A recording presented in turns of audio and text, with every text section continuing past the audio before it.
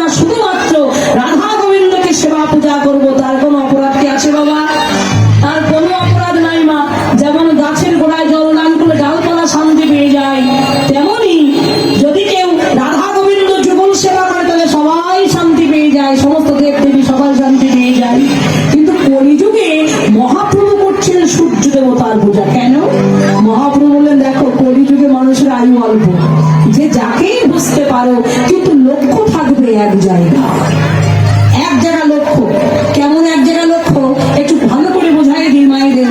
ধরুন মায়েরা আমরা কালকে সবাই যাবো বেনাপোল বলা সবাই কোথায় যাবো বাবা বেনাপোল সবাই যাবো কিন্তু যার সেই বাহন হবে আলাদা।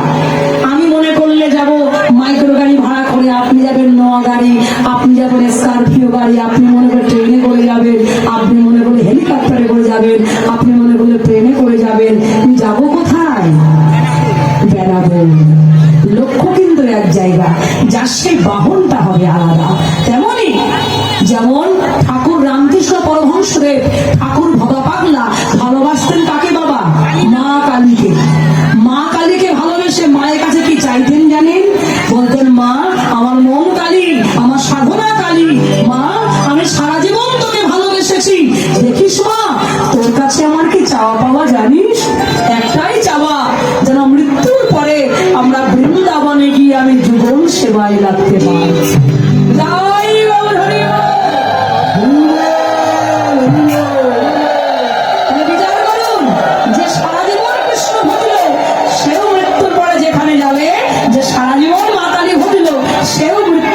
একই জায়গায় চলে যাবে।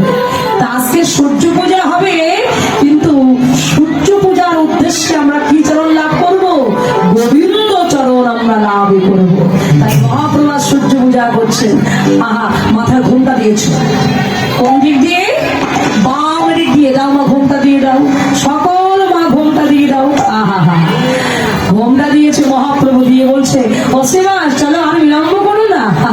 বাম ভুজহি পোলা বসনে মুখ ঝাঁকই